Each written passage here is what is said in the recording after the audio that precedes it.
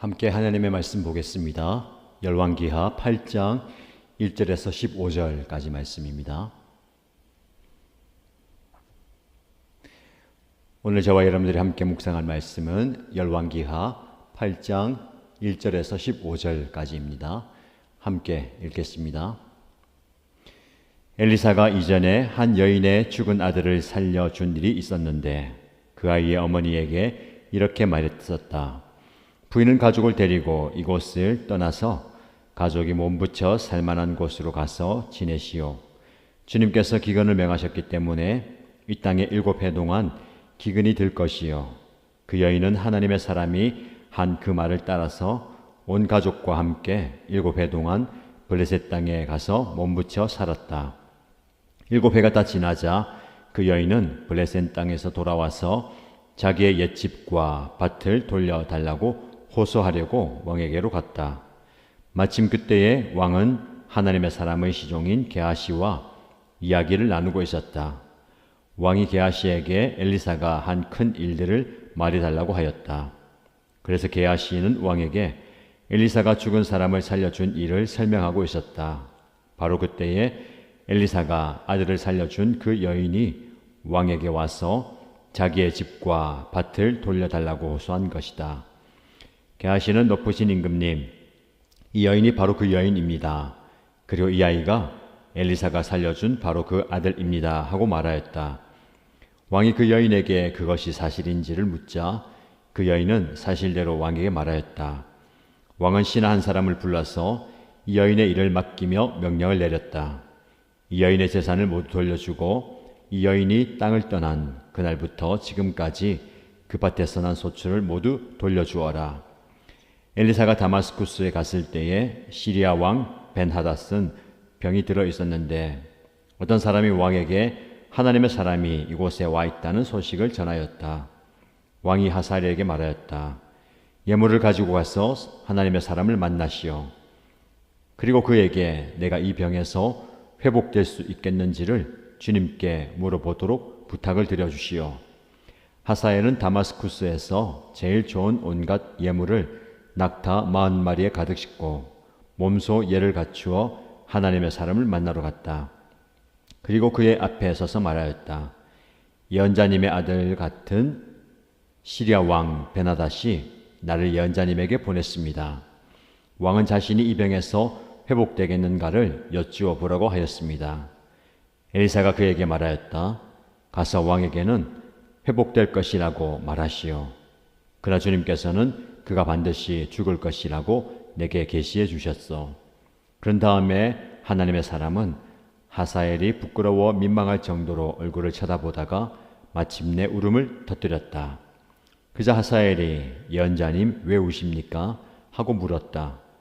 엘리사는 다음과 같이 말하였다. 난 그대가 이스라엘 자손에게 어떤 악한 일을 할지를 알기 때문이요. 그대는 이스라엘 자손의 요새에 불을 지를 것이고 젊은이들을 칼로 살해하며 어린아이들을 메어쳐 죽일 것이고 임신한 여인의 배를 가를 것이요. 하사엘이 물었다. 그러나 걔보다 나을 것이 없는 나 같은 사람이 어떻게 그런 엄청난 일을 저지를 수 있겠습니까? 그자 엘리사가 말하였다. 주님께서 그대가 시리아 왕이 될 것을 나에게 계시하여 주셨소. 그는 엘리사를 떠나서 왕에게로 돌아갔다. 베나닷 왕이 그에게 물었다. 엘리사가 그대에게 무엇이라고 말하였소? 그가 대답하였다. 엘리사는 왕께서 틀림없이 회복될 것이라고 말하였습니다. 그 다음 날 하사엘은 담요를 물에 적셔서 베나닷의 얼굴을 덮어 그를 죽였다. 하사엘이 베나닷의 뒤를 이어 시리아의 왕이 되었다. 아멘. 추석 명절 연휴가 시작됩니다. 오늘도 하나님의 말씀의 은혜가 여러분 그리고 여러분의 가정, 여러분이 함께하는 친지들에게도 넘치기를 축복합니다. 오늘 본문의 말씀을 보시면 엘리사가 한 여인을 구해준 사건, 그 사건이 오늘로 이어집니다. 그리고 하사엘 이 그를 찾아왔을 때에 그가 시리아의 왕이 될 것이다 라는 것을 예언하는 장면입니다. 말씀을 통해서 우리는 하나님의 돌보심과 하나님의 마음을 살펴볼 수가 있습니다. 먼저 한 여인의 이야기인데요. 이 여인은 아이가 없을 때에 엘리사의 예언을 통해서 아이를 얻게 됩니다. 그 아이를 얻게 되는 배경은 엘리사를 지극히 잘 섬겼죠. 그에게 먹을 것을 제공하고 또 쉴 수 있는 공간도 제공해 주었습니다. 그런 환대와 섬김을 통해서 엘리사는 그 여인에게 하나님의 복을 빌어주고 그 여인은 오랫동안 아들이 없었지만 아들을 얻게 됩니다. 그 아들이 사랑을 받고 잘 자라다가 어느 순간 죽게 되지요. 그 죽은 아들을 엘리사는 살려줍니다. 그리고 이후에도 이 어머니, 이 가정과 엘리사는 좋은 관계를 맺었던 것 같습니다. 엘리사가 한 날 가족을 다 데리고 살던 곳을 떠나서 기근을 피해서 머물 곳에 머물라라고 얘기합니다. 하나님께서 이 땅에 7년 동안 기근을 주실 테니 어려움을 당하지 않도록 블레셋에서 또 살고 오라 라는 그 이야기를 따라서 이 여인은 7년 동안 집을 떠나서 블레셋에서 생계를 유지하다가 다시 돌아옵니다. 그런데 그 7년이라는 그 공백의 기간 동안 밭이나 집을 잃게 되었죠. 그것을 다시 돌려달라고 왕에게로 찾아가려고 합니다. 그런데 오늘 본문의 말씀에 보면 그 과정 속에서 4절 말씀에 마침 그때에 라는 말이 나옵니다. 왕이 엘리사의 시종인 게하시와 이런저런 이야기를 하는데 특별히 엘리사가 행했던 기적들, 놀라운 일들을 이야기해 달라고 이야기하죠. 죽은 사람을 살려준 일을 설명하고 있었다. 그러니까 이 여인의 아들을 살려낸 이야기를 하고 있는 중입니다. 바로 그때에 이 여인이 왕에게 가서 자기의 집과 밭을 돌려달라고 이야기하는 겁니다. 기회와 시기가 아주 적절한 때이고 아주 특별한 때입니다. 다른 때도 아니고 이 여인에 대한 이야기를 할 때에 하나님께서 이 여인을 왕에게 보내는 거죠. 우리가 살다 보면 기막힌 타이밍이 있습니다. 우연으로 치부하기에는 너무 기가 막힌 순간. 오늘 본문의 말씀 보면 그때를 마침 그때에, 바로 그때라고 말씀하고 있습니다. 여인은 도움을 호소하기 위해서 왕을 찾아갔죠. 왕은 게하시를 통해서 이 여인의 이야기를 다 듣게 되는 겁니다. 하나님께서는 이 여인을 이미 돌아보고 계셨습니다. 하나님의 사람을 지극히 정성으로 잘 섬겼던 이 여인과 여인의 가정을 하나님은 기억하시고 아들을 주시고 아들이 죽었을 때에 살려주시고 기근을 만났을 때에 그 기근을 피할 수 있는 길을 주셨고 이제 기근이 끝나고 삶의 현장으로 돌아왔을 때에 그가 다시 잃었던 집과 밭을 되찾을 수 있도록 기회를 주시는 겁니다. 하나님은 하나님의 사람을 이렇게 보살피십니다. 여러분에게도 이런 기막힌 타이밍, 하나님의 은혜의 순간이 지나간 세월 가운데 있지 않았습니까? 와, 정말로 이것이 사람이 하는 일이 아니다. 하나님께서 가장 적합한 때에 적합한 사람을 보내주시고 방법을 허락해 주시는 그때 말입니다. 이것이 하나님의 특별한 은혜입니다. 명절을 통해서 가족 친지들과 이런 하나님의 역사를 한번 나눠보시기 바랍니다. 우리 가정과 우리 가문에 하나님께서 이렇게 세밀하게 간섭하셨고 시적절하게 상황과 환경을 열어주셨다라는 것을 나누는 것 굉장히 중요합니다. 그래서 이 왕은 여인에게 은혜를 베풀죠. 재산을 모두 돌려주라. 그뿐만이 아닙니다. 여인이 땅을 떠난 그 날부터 지금까지 그 밭에서 난 소출을 다 돌려주어라. 엄청난 호의를 받게 되는 겁니다. 하나님께서 여인을 돌아보셨죠.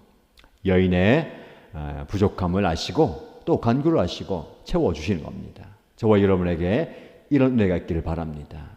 그런데 우리 조금 더 말씀을 깊이 보면 이 여인이 그냥 받는 게 아니에요. 하나님의 사람을 지극한 정성으로 보살피고 돌봐주고 그의 필요를 채워주었을 때에 하나님은 그 여인의 그 행위를 기억하시고 이렇게 또 다른 곳에서 보답을 해주시는 겁니다.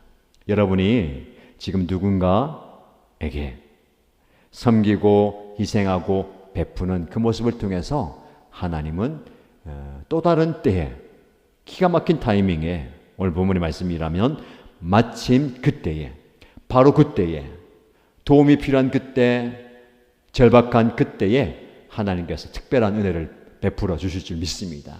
이런 은혜를 경험하는 저와 여러분 되시길 축복합니다. 이어지는 말씀을 보면 시리아의 왕 벤하닷이 병이 들었어요. 어떤 사람이 하나님의 사람, 즉 엘리사가 이곳에 있다라는 소식을 전할 때에 이 벤하닷은 예물을 준비하고 가서 엘리사를 만나고 그 엘리사에게 내 병이 회복될 수 있는지 하나님께 물어봐 달라라고 합니다. 누굴 보낼까요? 하사엘을 보냅니다. 왕의 신복이고 믿을 수 있는 누군가이겠죠. 이 하사엘이 왕의 명령을 듣고 귀한 선물을 다 준비해서 엘리사를 만납니다. 우리의 왕이 병이 들었는데 이 병에서 회복될 수 있을지 어떤지 여쭤보러 갑니다. 엘리사가 하사엘에게 가서 왕에게 회복될 것이다 라고 전하라고 합니다. 그런데 하나님께서는 병에서는 회복되지만 그가 죽게 될 것이다 라는 계시도 함께 주셨습니다. 이 두 계시를 전하라는 것이죠. 그 다음에 엘리사는 하사엘을 빤히 쳐다봅니다. 하사엘이 민망할 정도로 빤히 쳐다보다가 마침내 울음을 터뜨립니다. 왜 그럴까요? 이 하사엘을 통해서 하나님의 마음을 보게 된 겁니다. 이 하사엘이 결국 시리아의 왕이 되고 그의 권력으로 하나님의 백성들을 괴롭힐 것을 하나님이 보여주신 겁니다. 하사엘이 자신을 보면서 우는 엘리사를 보면서 예언자님 왜 그렇게 우십니까? 라고 물어보죠. 엘리사는 나는 그대가 이스라엘 자손에게 어떤 악한 일을 할지를 알기 때문이요. 어떤 일을 행합니까? 요새에 불을 지르고 젊은이들을 칼로 죽이고 어린아이들을 맺혀 죽이고 임신한 여인의 배를 가르는 그런 악행을 저지른다는 겁니다. 하사엘은 그 말을 듣고 제가 무슨 개보다 나을 것이 없는 힘도 없고 연약하고 보잘것없는 제가 어떻게 그런 엄청난 일을 저질 수 있겠습니까? 그러나 엘리사는 그의 미래와 그의 악행을 미리 보는 것이죠. 하나님께서 그대가 시리아의 왕이 될 것을 계시해 주셨어. 하사엘은 그 예언을 듣고 본국으로 돌아가서 벤하닷 왕에게 기쁜 소식을 전하죠. 하나님의 사람 엘리사가 왕이 회복될 것이다 라고 전했습니다. 네, 이 말만 합니다. 죽게 될 것이다 라는 말을 하지 않죠. 그 다음날 그는 이 악행을 실행합니다. 왕에게 들어가서 담요를 물에 적셔서 얼굴을 덮어서 질식사하게 만든 겁니다. 병이 중했으니까 병으로 죽은 것처럼 꾸며버리고 자기가 왕이 되는 겁니다. 예언이 성취되는 것이죠. 이 말씀을 통해서 여러 가지 적용할 수 있겠지만 저는 여러분들과 한 가지 적용하고 있습니다. 엘리사가 이 악행을 저지르는 앞으로 그런 일을 하게 될 하사엘을 보면서 마침내 울음을 터뜨렸다. 하나님의 마음이 전달되는 겁니다. 하나님은 하나님의 백성들을 불쌍히 여기시고 긍휼히 여기십니다. 이 여인을 어려움 가운데 건지시고 그의 필요를 따라 도와주시는 것처럼 하나님의 백성이 하나님의 은혜를 입고 하나님과 동행하기를 원하시는 거예요. 그런데 어려움을 당하는 그 모습을 보면서 하나님이 안타까워하시죠. 이 엘리사가 그 마음이 전달되는 겁니다. 하나님의 백성들이 겪게 될 그 아픔과 고통을 외면하지 않고 공감하면서 함께 울어주는 거예요. 여러분, 우리에게 함께 울어줄 수 있는 누군가가 있는 것이 얼마나 큰 위로가 되는지 모릅니다. 제가 여러분들과 함께 그 상황 속에서 울어주는 존재가 되고 싶습니다. 여러분이 저와 함께 우리 공동체 안에서 슬픔을 당하고 아픔을 당하고 눈물 흘리는 그 사람을 외면하지 않고 그의 마음을 공감하면서 그와 함께 울어주는 그런 존재가 되기를 원합니다. 엘리사가 그 눈물을 흘리는 것, 어쩌면 하사엘에게는 그에게는 특별한 기회가 된지도 모르겠습니다. 왕이 될 수 있는 기회, 권력을 가질 수 있는 기회, 그리고 그 권력으로 누군가를 짓밟는 그런 기회. 그러나 그 역사와 상황 가운데 하나님의 마음이 전달됩니다.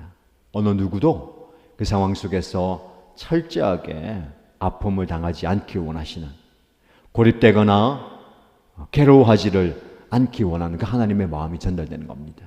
여러분, 우리가 누군가의 아픔을 외면하지 마시고 그 아픔을 품어가십시오. 혹시 여러분 명절 지나면서 모두가 다 즐거워하고 기뻐하는 상황 가운데 외롭게 아픔을 토로하는, 눈물 흘리는 그 한 사람이 눈에 띕니까? 그와 함께 울어주시고 그를 위로하시기 바랍니다.